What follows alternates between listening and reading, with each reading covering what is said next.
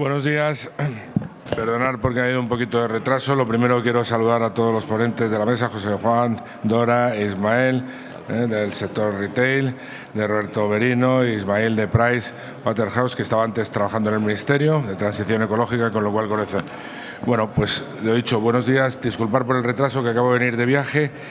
Y bueno, la jornada de hoy sobre la trazabilidad creo que es importante, ¿no? Estamos hablando todos del momento, de la situación pospandemia. Nos encontramos con unos cambios importantes. Primero, digitalización importante, se avanza en poco tiempo lo que nos hubiera costado muchos años. Que la digitalización no solamente tenemos que pensar en la parte comercial, que es importante, que nos puede aportar mucho, que nos hace que podamos pues tener más oportunidades, más escaparate a nivel internacional, sino que es una herramienta fundamental de información y de gestión para ser más eficientes nuestras empresas. Y en todo esto que se está hablando de digitalización, de ser también más inclusivos, está la sostenibilidad.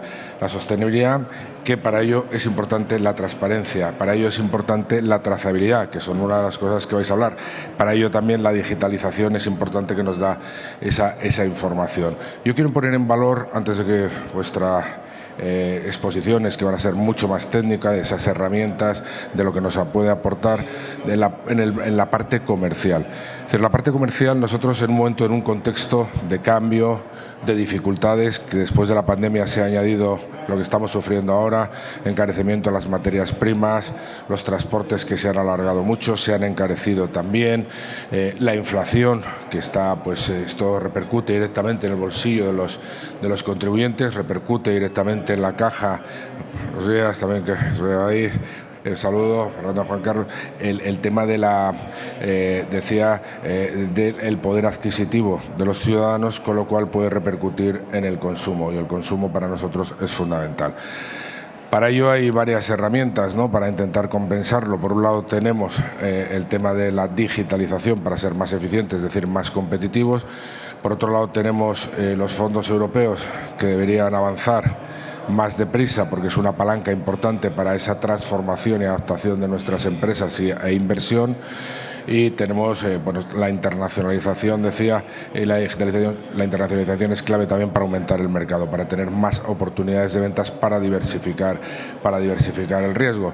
A ello siempre añado una cosa, y es que creo en ella, ¿no?, que los últimos datos dicen que el Gobierno ha recaudado 22.000 millones de euros más. El que está en el Gobierno no conocen impuestos. Yo creo que hay una palanca que se debería utilizar, que es también la bajada de la presión fiscal.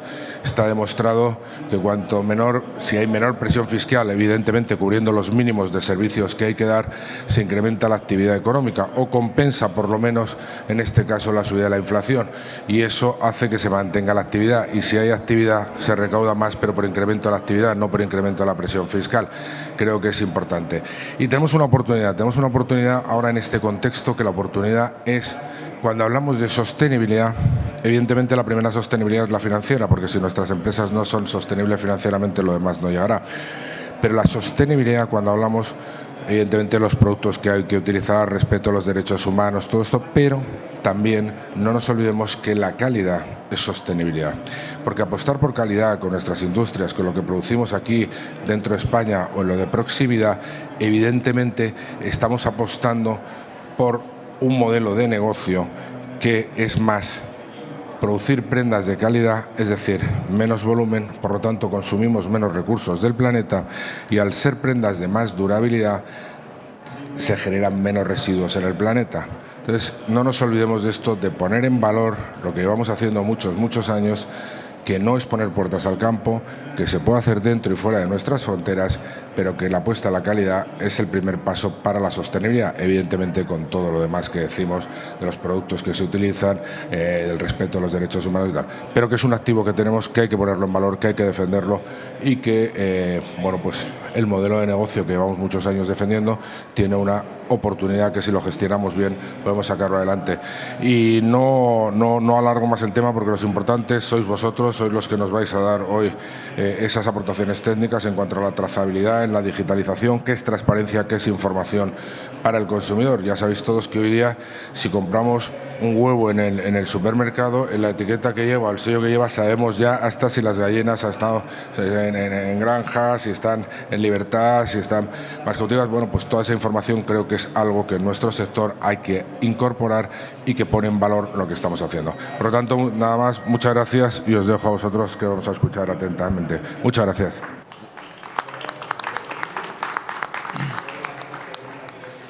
Muchas gracias, Ángel, por la introducción.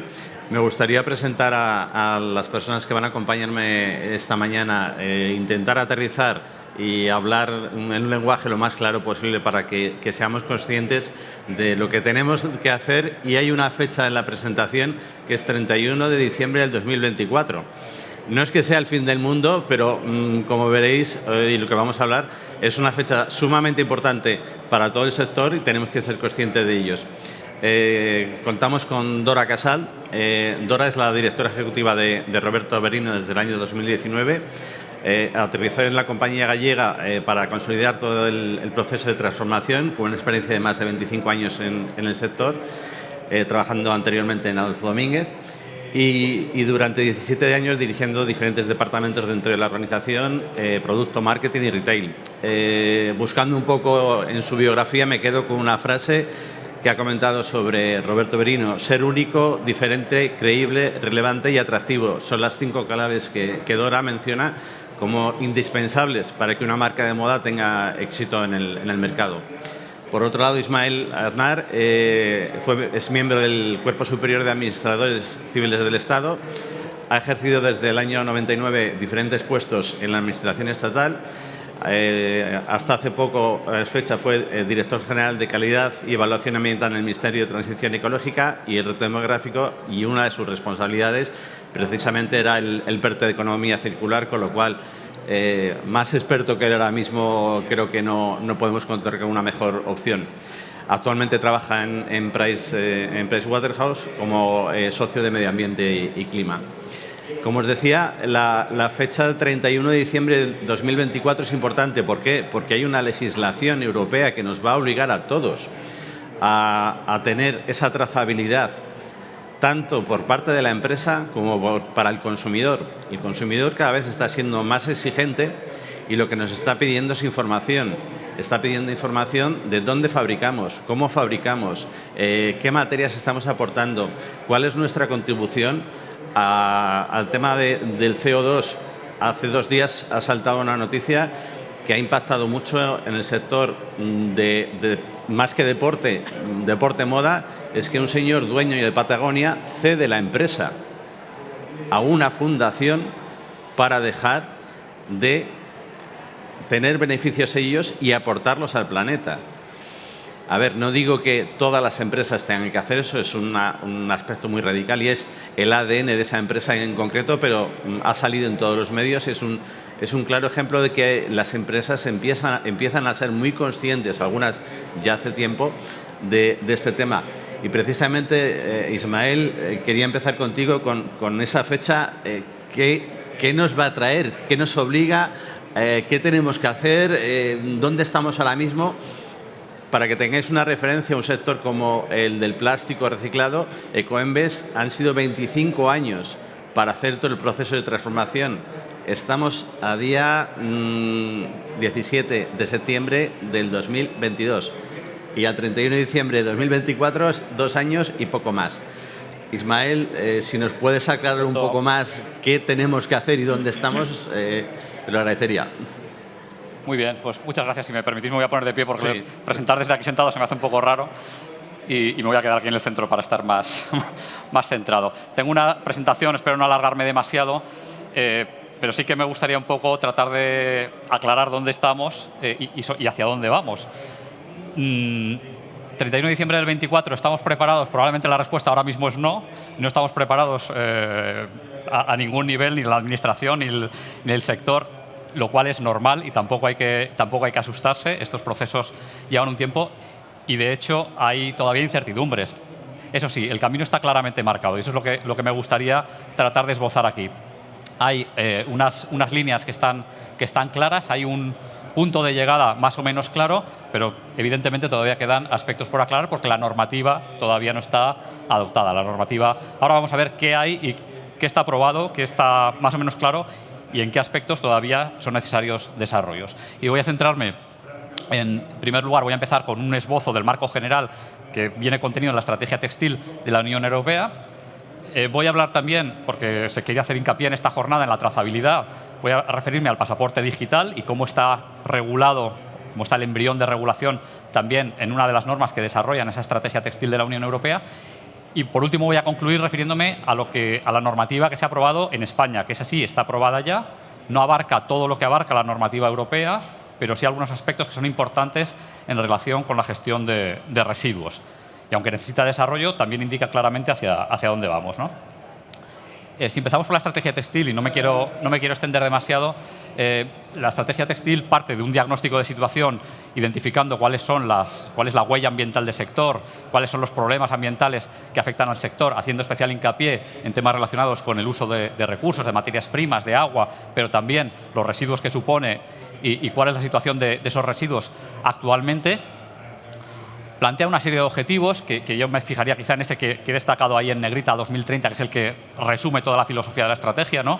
Llegar a 2030 con productos textiles duraderos, reparables, reciclables, fabricados en la medida de lo posible con fibras, con materiales reciclados, libres de sustancias peligrosas, de químicos de preocupación y producidos con respeto a los derechos humanos, derechos sociales y el medio ambiente. Ese sería como el gran objetivo que se marca la estrategia y para ello debe impulsar pues, la durabilidad de las prendas, la reparabilidad, el reciclado, y lo hace a través de distintas iniciativas en materia de economía circular y residuos, pero también en materia industrial, en materia de plásticos, normativa transversal que regula productos sostenibles, ahora lo vamos a ver con un poquito más de detalle, y con acciones que abarcan el diseño, lo que es el ecodiseño, unas reglas que establezcan para los productos, y en particular para los productos textiles, cómo deben ser de manera que sean más duraderos, que incorporen más material reciclado, que el propio producto sea más fácilmente reciclable.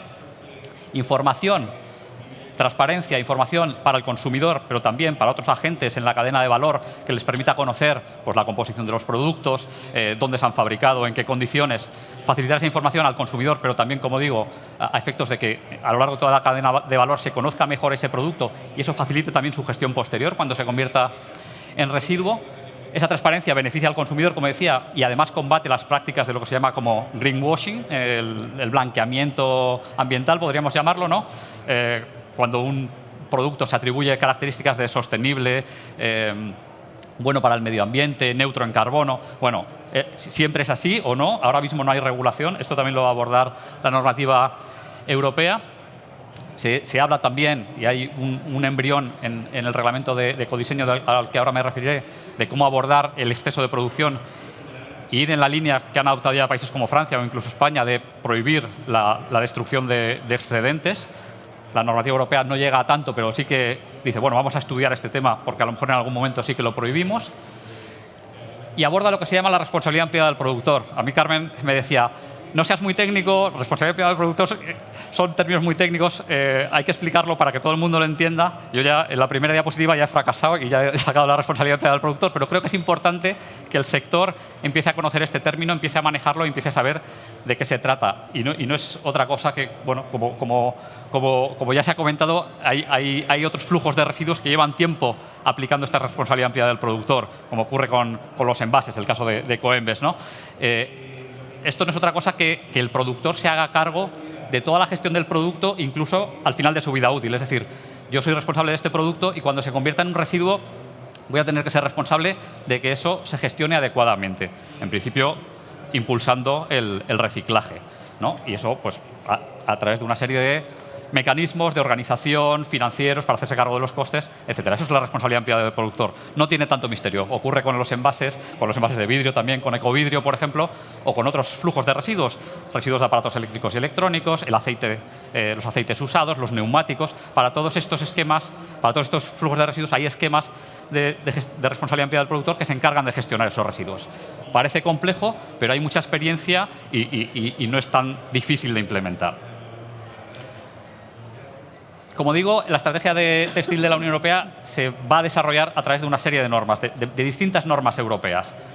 aquí ni siquiera menciono todas. La estrategia las recoge y hace referencia a todas las normas que van a abordar los retos ambientales del textil y la propia estrategia indica hacia dónde se quiere ir en cada uno.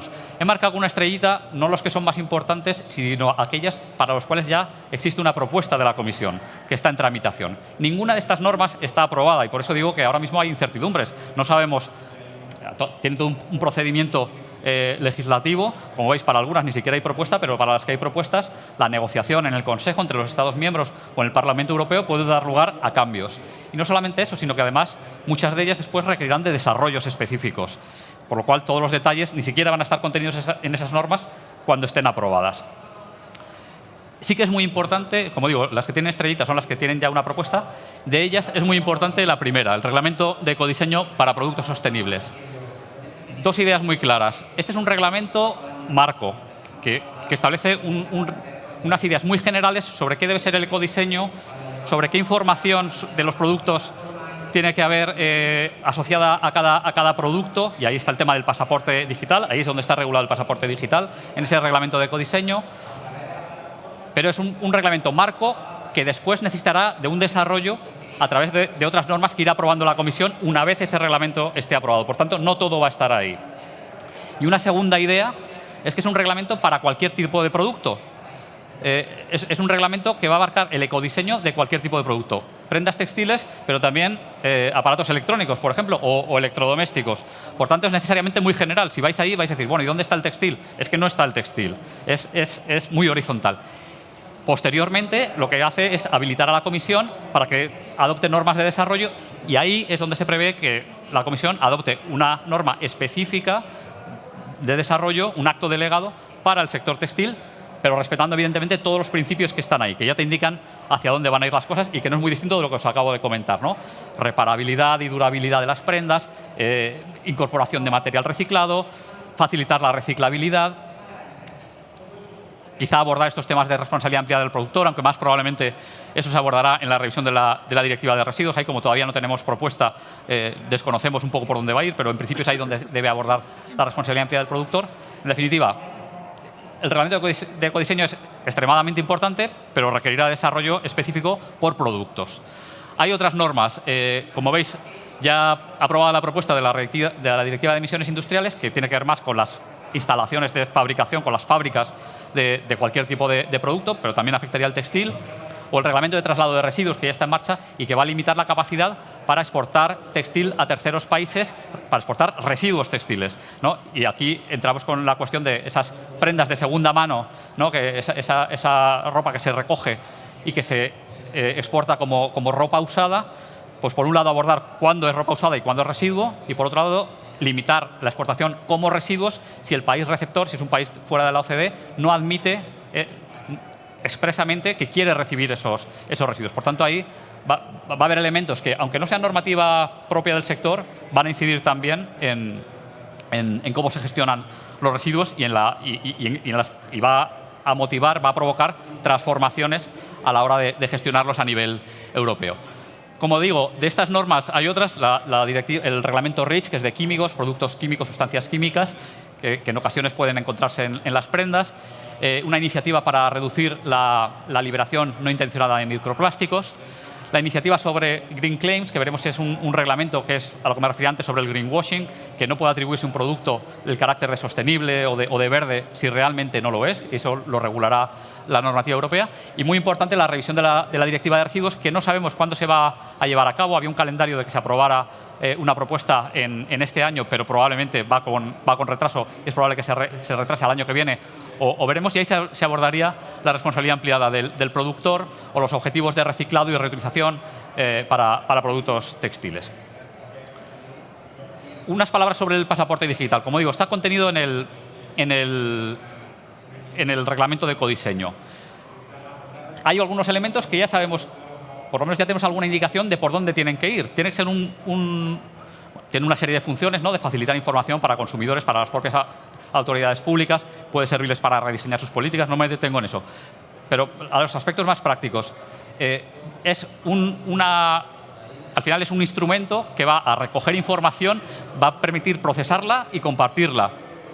Y lo va a hacer identificando cada producto individualmente, con un identificador único por producto, con un soporte de carácter que recoja los datos, que tiene que ir físicamente incorporado al producto, a su packaging, a su envase, o incluso a su manual de instrucciones. Tened en cuenta, como digo, que el reglamento de ecodiseño es muy transversal, que puede ser para una lavadora, ¿no? Y, por tanto, el pasaporte digital puede afectar a muchos productos. Luego veremos en el desarrollo cómo se concreta para el sector textil. Y eso ya lo aprobará la Comisión Europea más adelante. Y la información tiene que estar basada en estándares abiertos, interoperable, legible automáticamente. Se trata de facilitar al máximo posible la automaticidad de los flujos de información. Y pretende facilitar información a consumidores y, como decía, a todos los agentes de la cadena de valor. En términos de sostenibilidad, ¿qué va a incorporar? Pues muy probablemente datos sobre composición, sobre cómo se recicla el producto. También prevé sobre cómo se repara, más pensado quizá para otro tipo de aparatos, pero quizá también para el textil. Información sobre la durabilidad del producto o incluso sobre dónde se fabrica y aspectos que pueden tener más vínculo con, en esta terminología del ESG, medio ambiente, social y gobernanza, pues quizá más tiene que ver con la S del social, ¿no? ¿Dónde se ha fabricado este producto y en qué condiciones?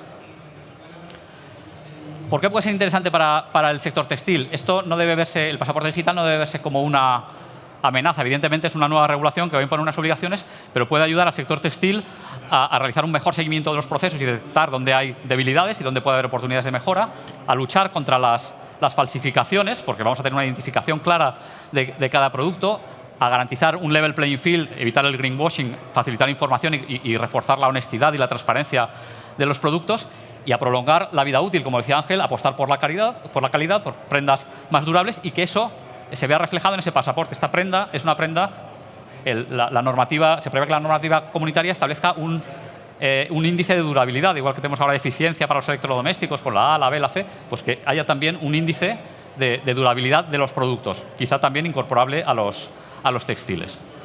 Como digo, esto está pendiente de desarrollo mediante actos de delegados. ¿Para cuándo? Ahí he puesto cuándo. Una aproximación a un calendario porque no me atrevo a dar una fecha, pero sí que coincide un poco con ese 31 de diciembre del 24, ¿no? Si tenemos el reglamento de ecodiseño propuesta de marzo de este año, se está negociando ahora en Consejo y Parlamento Europeo, probablemente hasta finales del 23 no estaría aprobado, y el 24 sería el año en el que la Comisión sacaría su norma específica o sus normas específicas en desarrollo de este reglamento. Y quizá una tiene que abordar muchos flujos o muchos productos, ¿no? Pero quizá una, porque es una de sus prioridades, y así lo ha declarado y así lo reconoce la estrategia textil, quizá una de los actos delegados que salgan antes a la luz sea el que tiene que ver con el sector textil. Por tanto, para finales del 24, muy probablemente tengamos más claro el panorama. Pero estas son normas a las que hay que ir haciendo seguimiento. O sea, yo creo que es importante que todo el sector esté pendiente de que estas normas, aunque sean transversales y aunque requieran desarrollo, ya indican por dónde vamos y es importante estar pendiente de ellas, incluso tratar de influir en su desarrollo, ¿no? Ahora está en negociación y tenemos la oportunidad de, mira, pues esto quizá estaría mejor redactado de esta manera, este artículo, aquí habría que tener en cuenta estas circunstancias específicas de nuestro sector. Y por último, ¿qué hay en España? En España tenemos recientemente aprobada la Ley de Residuos y Suelos Contaminados para una Economía Circular, de 8 de abril del 22. Es una ley que aborda toda la problemática de los residuos, desde su producción, prevenir la generación de residuos, mejorar su gestión, aborda las reglas generales de esa responsabilidad ampliada del productor a la que me refería antes, incluso introduce nuevas figuras fiscales para desincentivar el depósito en vertedero y la incineración, por ejemplo, o medidas específicas para plásticos de un solo uso, para envases de plástico, por ejemplo. Pero contiene un par de previsiones específicas para el textil que creo que es importante traer aquí hoy, ¿no?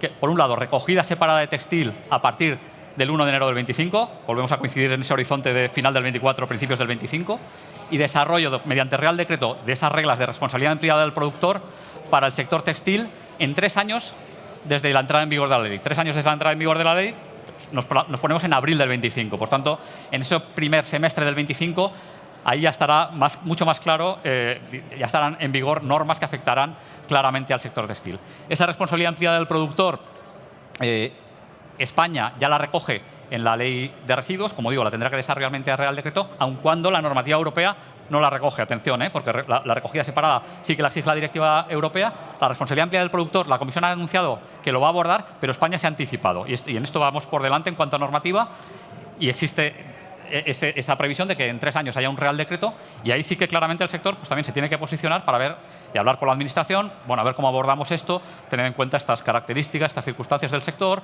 tanto en la recogida como en el sorting, como después en el reciclado, como en la incorporación de material reciclado en las prendas.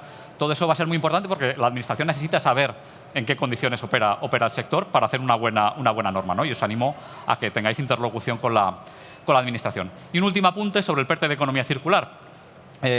No todos son obligaciones, no todo es nueva normativa, también hay instrumentos de apoyo aprovechando ahora los fondos Next Generation, y en el PERTE de economía circular hay 3 sectores que están reconocidos específicamente como prioritarios, y uno de ellos es el textil. Y yo creo que eso es una buena noticia. En cuanto a la cuantía es limitada, se prevén unos 100 millones de euros para el sector textil, que no es mucho, hay que tener en cuenta que en total el PERTE son 500 millones. Sí que indica por lo menos un interés de la Administración, una preocupación por los temas de sostenibilidad de este sector. Y yo creo que esa cuña también hay que aprovecharla porque podría haber posibilidades de incrementar esa financiación con otros fondos, con otros presupuestos. Existe la preocupación en la Administración, el PERTE es prueba de ello, y creo que hay que también tratar de posicionarse como sector para conseguir mayor financiación para proyectos y para que el diseño del PERTE también, no ya del PERTE como tal, que ya está ahí, sino las convocatorias que saque el Ministerio para la Transición Ecológica específicas para el sector textil reflejen adecuadamente las preocupaciones del sector, ¿no? Y respondan a las necesidades que puede tener de inversiones para lograr ponerse al ritmo que marca la normativa y avanzar en durabilidad, en reparabilidad, en reciclabilidad, en todo lo que va a ir demandando la normativa. No sé si me he extendido demasiado, pero no quería dejar de dar este panorama general. Muchas gracias. Gracias, Ismael. La presentación creo que queda a vuestra disposición y ahí tenéis mis datos por si necesitáis cualquier contacto y ampliar información. Gracias. Gracias, Ismael, por tu explicación técnica, en la cual, como bien decías, habría mucho que profundizar. Para ser claros, el pasaporte digital es lo que cada uno tenemos cuando salimos de viaje fuera, que es el pasaporte que nos identifica a nosotros mismos durante toda nuestra vida, o el DNI. Con lo cual, eso mismo trasladado del producto es lo que vamos a necesitar. Pasando al otro lado, hablando con la empresa, Dora, todo esto que nos ha contado Ismael, ¿cómo os afecta a vosotros? ¿Cómo os afecta a vuestra forma de trabajar, al personal, a vuestros procesos? ¿Cómo pensáis? Sé que estáis haciendo ya cosas. ¿Qué habéis hecho hasta ahora para intentar adaptar a la nueva normativa que viene? Nos afecta directamente. Al final, como parte del sector, tenemos un reglamento que tenemos que cumplir y que en el día a día, sinceramente, lo hablábamos un poco antes por encima, no está del todo claro para nuestro día a día ni para los procesos, y que intentamos con coherencia ir modificando los procesos, adaptándonos a esto que creemos que es necesario, pero que realmente tiene que ser también fácil para la implantación. ¿Qué hacemos nosotros? Bueno, nosotros somos una marca que hemos nacido 40 años con un espíritu, que es que las prendas duren 40 años contigo, que realmente la calidad, como antes bien decía Ángel, sea un driver en las colecciones, y que realmente esa calidad sea un baluarte en la prenda para que te acompañe mucho tiempo y realmente no pienses en deshacerte de ella. Aparte de eso, hacemos otras cosas. Ahora mismo, por ejemplo, nosotros llevamos un proceso de implantación de RFID, no tanto por la parte de la trazabilidad cuando lo empezamos, sino por la parte de todo lo que tiene que ver con la gestión de inventarios y el control de todos los procesos de distribución. Estamos en la fase de implementación, está implantado en tiendas en central, y eso lo estamos intentando, con eso acotado, ya con todas las pruebas hechas, que llevamos 2 años en ese proceso, trasladarlo hacia atrás y hacia adelante. Hacia atrás hacia el productor y hacia adelante hacia el consumidor. Ahí nos encontramos con situaciones pues, que no tenemos del todo claras. La ley de protección de datos con el consumidor y un tag de RFID donde está ese punto de vulnerabilidad de los datos. Hacia atrás, en que las cadenas de valor, aunque nosotros realmente tenemos proveedores que llevan con nosotros 20 años y trabajamos totalmente en simbiosis, pues es difícil meter ese proceso también en el medio. Otra cosa que estamos trabajando, este mes sacamos una plataforma de alquiler de prendas. ¿Por qué de alquiler de prendas? Porque hay un tipo de prendas que realmente se transforman en una inversión de muy alto nivel para el cliente hoy, y que sin embargo la marca quiere seguir poniéndolas a disposición del cliente. Hemos también empezado a valorar procesos de recogida de algún tipo de categoría para la reconversión con el tejido en una segunda vida de ese tejido con otro nuevo diseño. Ahí nos encontramos, pues efectivamente, que las calidades de los tejidos son múltiples composiciones. Desmontar una prenda es casi más caro que hacerla. Entonces, bueno, estamos haciendo los pinitos para irnos hacia ese 30 de diciembre que todos tenemos como foto, que es como, bueno, está ahí, pero a ver cómo lo enfocamos. Es verdad que nosotros tenemos la suerte de que tenemos una base de clientes muy fiel, que nos ha acompañado mucho tiempo, que esas prendas siempre han sido pensadas para que duren, con lo cual ahí ya tenemos avanzado el diseñar con conciencia, como decía Ismael, pero bueno, es un camino que hoy yo lo veo todavía que necesitamos mucha más información las empresas para hacerlo bien. A ver, para los que no conocéis lo que es la tecnología radiofrecuencia, esto es una etiqueta de producto. Esto es una etiqueta de composición textil. En las dos puede ir una etiqueta de radiofrecuencia. La radiofrecuencia que permite a las empresas leer a distancia cantidades ingentes de producto y identificar a cada uno de ellos con un código único. Eso que permite esa trazabilidad desde que se crea esa prenda hasta que se destruye. Radiofrecuencia vale para todo lo que es la información interempresas, proveedores, partners, suministradores, operadores logísticos, transportistas, pero de cara al consumidor la tecnología ahora mismo no permite que con los smartphones que tenemos cada uno podamos leer esa información. Hay que buscar alternativas. Dado a la pandemia, ¿qué pasa? Se han puesto de moda de nuevo los códigos QR. Ahora cualquiera que va a un restaurante puede leer con su móvil un código QR. ¿Ese QR puede estar en la prenda? Sí.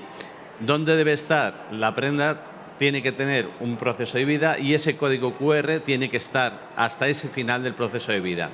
Hay otras alternativas, como puede ser NFC, como puede ser... NFC es un tipo de radiofrecuencia.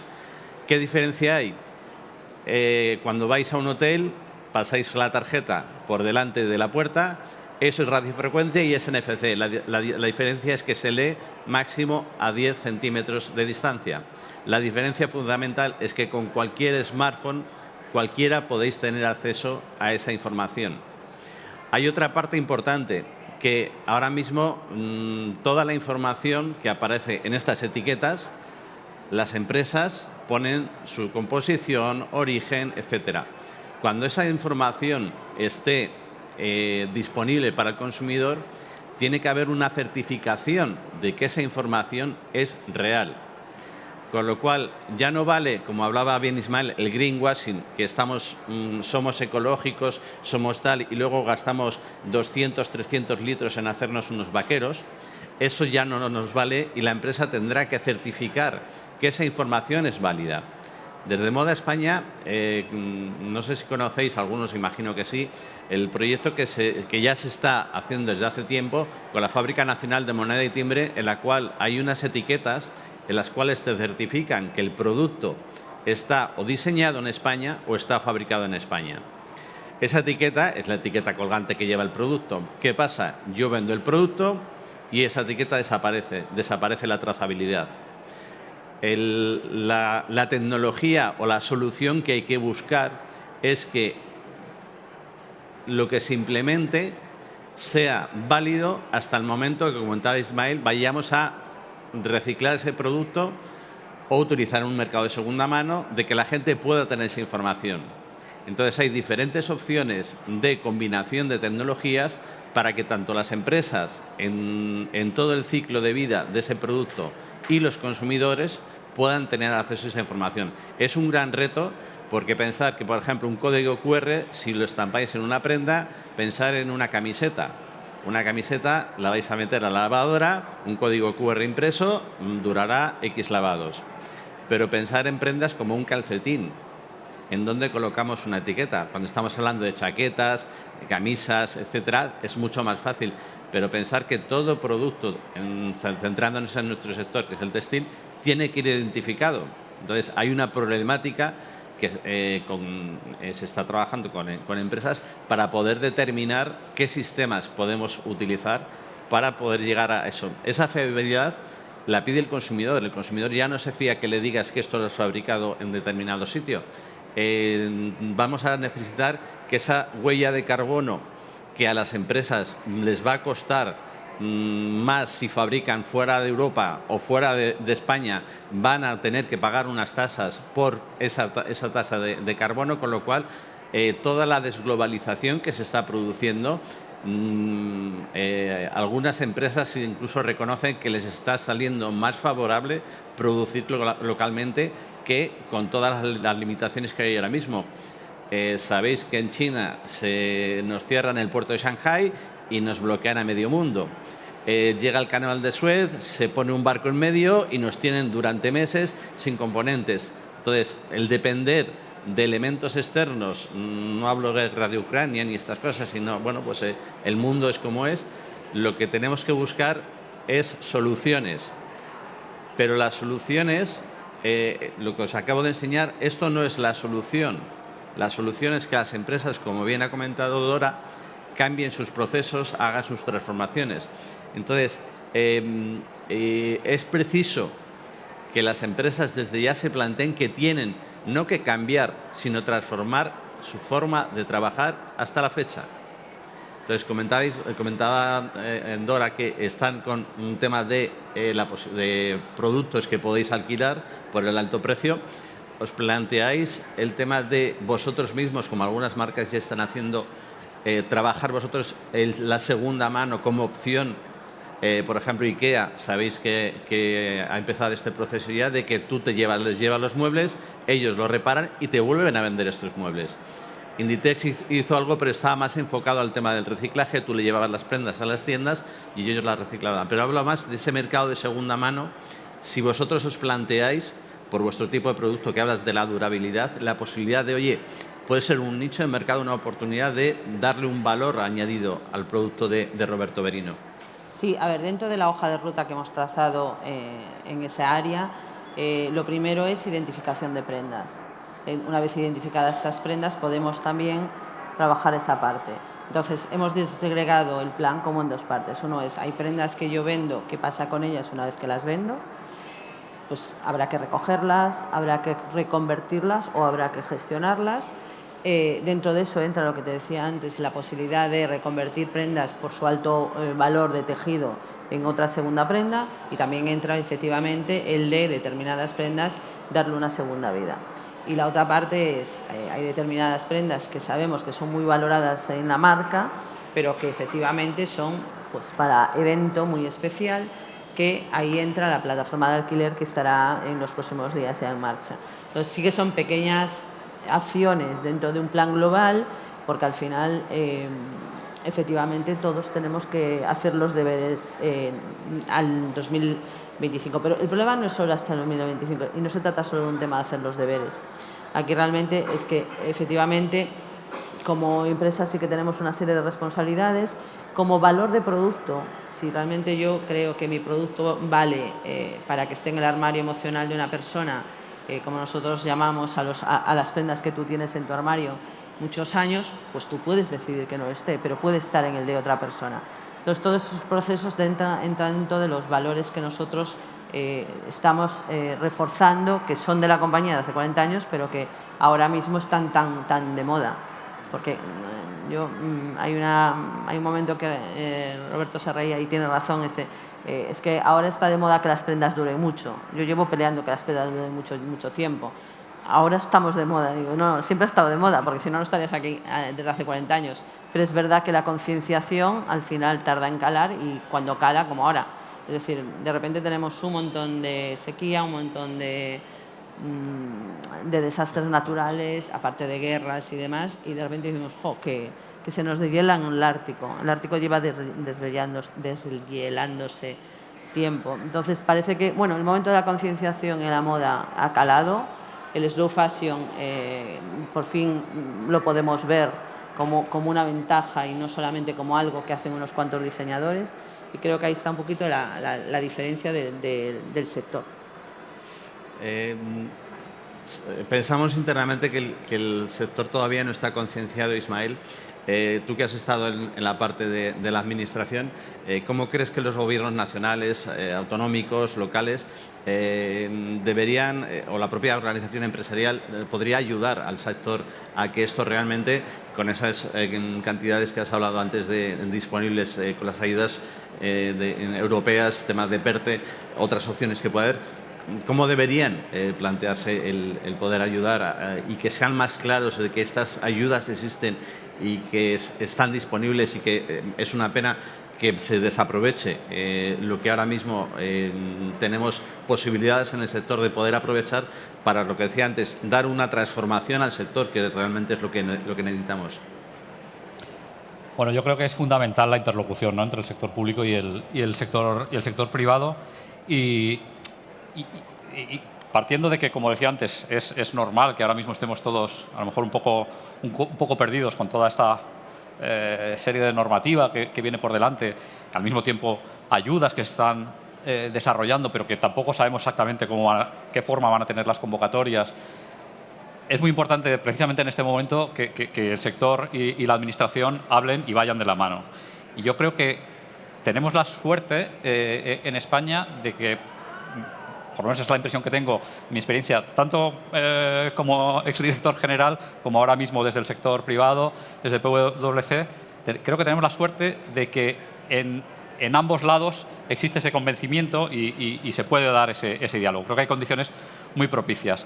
El sector se ha unido en ese observatorio que se ha constituido en un interlocutor muy interesante, muy relevante con la Administración de cara, por ejemplo, al diseño del PERTE de economía circular, y debería seguir siéndolo de cara ahora al desarrollo del mismo, las convocatorias y demás.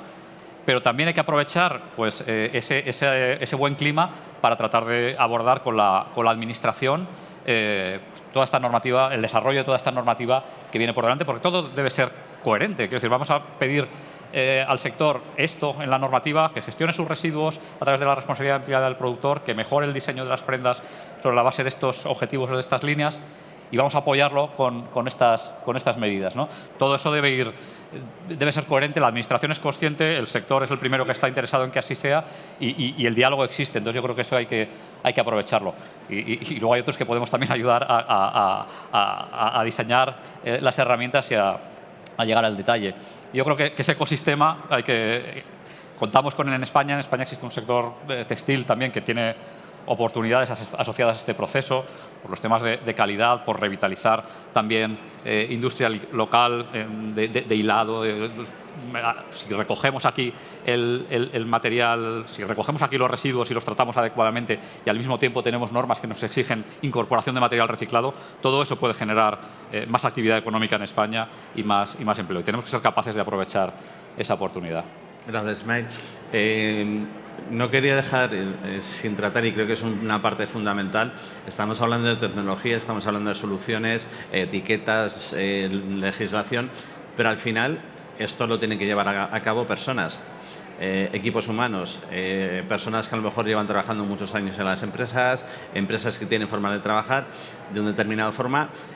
Dora, desde Roberto Berino, desde el punto de vista del factor humano, ¿cómo planteáis este cambio de que estas personas tienen que modificar radicalmente en algunos casos su forma de trabajar por todo lo que se nos viene? Siempre nos ha pasado lo mismo. El miedo al cambio existe, y la resistencia al cambio, cuando tú trabajas de una forma durante muchos años, pues lo primero es uff. Pero realmente yo no me he encontrado con muchos problemas una vez que tú sientas a los equipos, les explicas el foco, la ventaja, qué queremos conseguir, cómo, un poco los tiempos, porque la gente también en su día a día tiene que seguir trabajando. Y ahora mismo, ya te decía antes, es un proceso que hemos implantado en 2 años, hemos hecho pruebas, hay cosas que no han funcionado, hay cosas que la gente aportó mejoras en ese momento de hacerlo. Y ahora mismo, pues, no sé, acabamos de hacer las lecturas de cierre de temporada en las tiendas y la diferencia era ridícula. Tiempo, hemos ganado una barbaridad de tiempo. Comodidad para los equipos también, porque de entrada a un inventario que antes a lo mejor tardabas 10 horas en hacer una tienda grande, lo has hecho en 30 minutos. Y aparte con una tranquilidad de ir pasando una pala y no tener que ir cambiando prendas de sitio. Entonces, claro, cuando una persona ve eso, dice, esto está bien. Y si además le das la seguridad de que realmente su dato es el que tiene que ser porque lo cruzas y funciona, pues tampoco le ve ningún problema, al contrario, le ve la ventaja. Entonces yo creo que ahí está la parte de involucrar a los equipos en montar los procesos, porque los procesos no son de los CEOs o de los comités de dirección. Los procesos hay que trabajarlos con quien realmente hace el proceso en el día a día. Y ahí está para mí el foco principal, no hay otro.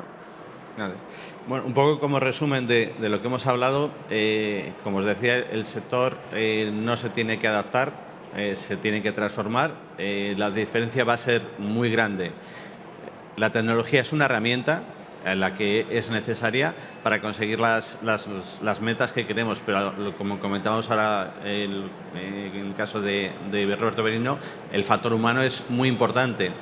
Para ayudar al sector, en este cambio, principalmente a las pymes y a las micropymes mayoritarias de la industria, se ha constituido, como comentaba Ismael, el Observatorio del Sector del Textil y de la Moda. Acoge a toda la cadena de valor de nuestro sector, conformado por el Consejo Intertextil, que es el textil de cabecera, como bien sabéis, la Confederación de Moda España, que es producto acabado, comercio y distribución, y que están trabajando con las administraciones públicas. Y estamos desarrollando ya proyectos, aprovechando las ayudas que comenta Ismael, para poner en práctica posibles soluciones, poder mostrar al sector que existen estas soluciones y que pueden aportar mucho, como comentaba Dora, el hacer 10 horas un inventario, el hacerlo en 30 minutos, eso es muy fácil. Si una persona te reporta en tienda X euros por hora, pues si en 30 minutos le ganas 9 horas y medias a X euros por hora que te reporta, fijaros la rentabilidad que se puede sacar, o la eficiencia del personal, o simplemente que las personas trabajen más a gusto, que al final también es lo que queremos todos. Tenemos poco tiempo. Si hay alguien de los asistentes quiere hacer alguna pregunta, estamos a vuestra disposición. Buenos días. Creo que fue una empresa asociada a FIDAT, asociada a su vez a Moda España, que estimó que el tiempo que una tienda multimarca dedica a introducir los productos que recibe para vender en su tienda es aproximadamente de 1.800 horas al año, creo recordar, más o menos. Es decir, todo lo que nos habéis contado de RFID, de códigos QR, de trazabilidad, que está muy bien para grandes empresas, para grandes fabricantes, para estructuras verticalizadas. Luego nos encontramos una realidad aquí en Momad con tiendas multimarca que reciben 15, 20, 30 cajas, 300 artículos, unidades, que tienen que introducir en sus TPVs o en el mejor de los casos en sus ERPs, a partir de un albarán y de una factura, donde tienen un código, un color, un precio, a veces una descripción y algún que otro dato si lo hay, que no siempre. No tenemos un código EAN en la mayoría de los casos.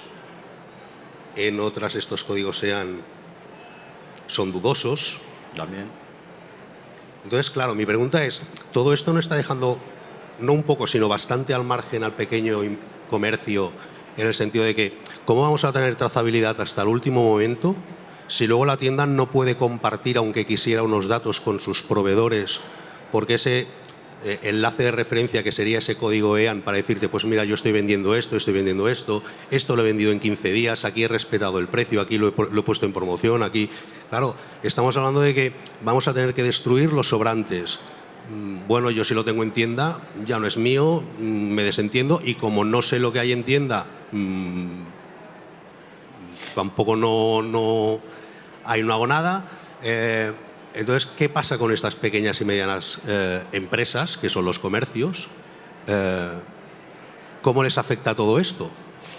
A ver, siempre se piensa, y os he sacado la etiqueta de Zara, que es un ejemplo, siempre se piensa que solo los grandes pueden hacer estos proyectos. Hablando de tema económico, un lector de mano cuesta poco más de 1.000 euros. Una licencia mensual te puede costar unos 15 euros al mes. Y integrar esa información en el sistema de tu tienda te puede costar del orden de 2.000, 3.000, 4.000 euros una integración sencilla. y tienes otro elemento en el cual tú pones al lado de la caja que te cuesta poco más de 800. Estoy dando precios que son de mercados reales, y con 800 euros tienes un lector que todas las prendas que pongas encima te las lee en ese momento. Lo bueno de esta tecnología es que la escalabilidad te va desde un Inditex, un Mango, un Corte Inglés, un Decathlon, hasta la empresa más pequeña. ¿Qué pasa? Que Afidad, yo vengo del sector del deporte y estoy en Afidad. Y sé lo que es compartir la información entre las marcas y la distribución, que es el gran tabú. Eso se tiene que romper, porque si yo soy fabricante, trabajo con multimarca, yo sé lo que tú estás vendiendo, yo te puedo ayudar a, oye, este producto que te lo tengo que servir dentro de 15 días no te está saliendo bien, pero yo estoy conectado con otro cliente en Barcelona, en Gerona o en la ciudad que sea, que sé que le está saliendo bien, y yo redirecciono ese producto, te anulo tu pedido y se lo paso a otro. Pero en cambio sé que otro artículo tuyo que tú estás vendiendo bien y que no me has programado más de compra y que tengo yo en mi stock o en otro sitio, oye, te mando esta información. ¿Qué pasa? La empresa, por un lado, gana financieramente. ¿Por qué? Porque me estoy asegurando que estoy enviando producto que va a vender la tienda multimarca. Y por otro lado, yo como tienda estoy recibiendo producto que sé que tengo a la venta. Entonces, ese compartir esa información, ¿es viable? Sí. Sí. Hay una cosa que se llama Internet, que conectar te da en tiempo real las ventas que puede tener cada tienda con tu proveedor, sea un distribuidor, sea un fabricante. Puede ser la tienda más grande, más pequeña. Una inversión a una tienda, lo más operativo es que la etiqueta venga desde fábrica, lógicamente. Cuanto más cerca se coloque la etiqueta, más caro es el proceso, porque la hora de esa persona es más cara. En fábrica te lo está colocando una máquina, en la tienda te lo está colocando una persona. Hay que ver en cada una de las opciones dónde es más efectivo. ¿Que existe la posibilidad? Sí. Para mí el gran tabú, y vengo de deporte muchos años y antes de moda, con lo cual conozco bien los dos sectores, el compartir información entre la distribución en las marcas es el gran tabú. Y hay un sistema que se llama EDI, que es un estándar, tendrá ventajas y sus inconvenientes, pero es una forma muy válida de compartir información de eso que no me llega el precio, no me llega el EAN, no me llega la información, que la marca, según tú haces tu pedido, te confirma tu pedido vía EDI y te manda código, descripción, talla G, código EAN, etcétera. A ti, cuando te llega tu albarán en tu pistola, tú cargas tu albarán y según te llega la caja sin abrirla, escaneas la caja y podemos tener hasta la imagen del producto en la propia pantalla del lector para que se vea que ese artículo, y saber la persona que está entrando, ostras, es que estos dos los tengo vendidos, esta caja ya la abro y esta caja la dejo para mañana. Y lo que comentaba Dora de esos inventarios, esas horas de recepción de mercancía en tienda, abre cada caja, el que lo hace chequea uno por uno para que coincida, que muchas veces se hace aleatorio o no se hace, y los inventarios nunca coinciden. Entonces, sistemas hay para pequeñas, grandes, medianas y cualquier tipo de empresa. Y llevo unos cuantos años en el sector. Sí.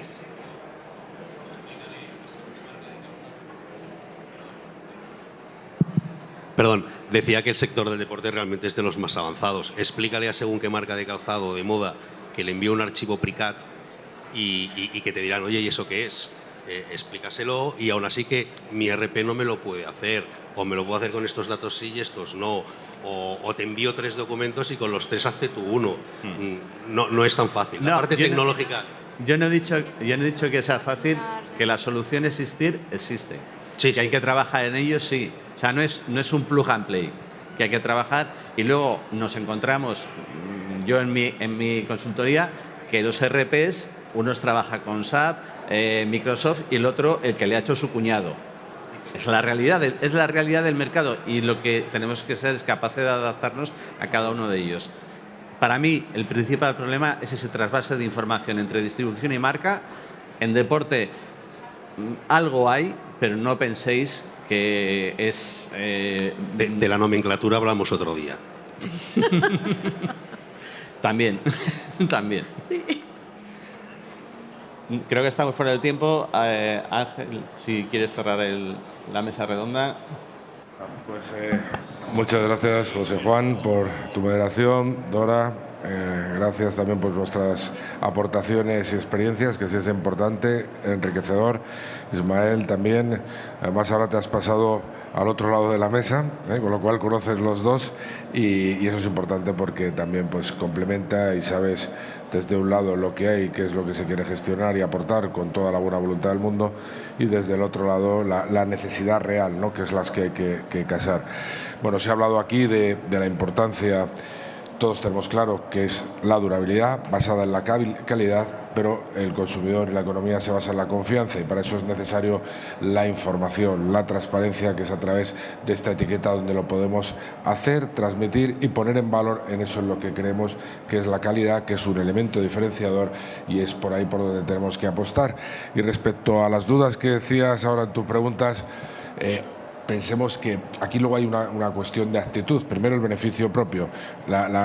Todo esto lo que nos hace esta digitalización en cuanto a estas etiquetas nos da mucha más eficiencia. El ejemplo que decía Dora, ¿no?, de cómo lo que te cuesta 10 horas lo puedes hacer en 30 minutos. Es complementado con la información que damos al consumidor, que es responsabilidad, pero también aprovechémoslo como comunicación, como venta de lo que hacemos, de ponerlo en valor. Y te decía que la actitud en la pandemia nos ha obligado a avanzar en unos meses lo que nos hubiera costado años. ¿Por qué? Porque ha habido una actitud obligada. Entonces ahora lo que tenemos que tener es la actitud de hacer esa transformación en beneficio propio nuestro.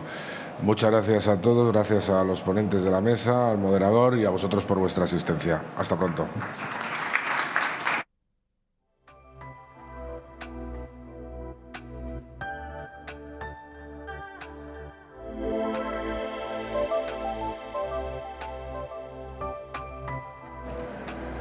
Ahora, me va a echar la bronca a Carmen, que antes se me ha olvidado y ahora se me ha vuelto a olvidar, que Scalper ha habido una causa de fuerza mayor de última hora, se ha excusado y bueno, pues esperemos que no sea nada grave porque fue ayer a última hora y nos contaba un asunto familiar, pero sí que disculparle, que nos transmitía él pues que entendáis la situación, que ha sido causa de fuerza mayor y de última hora. He cumplido, Carmen.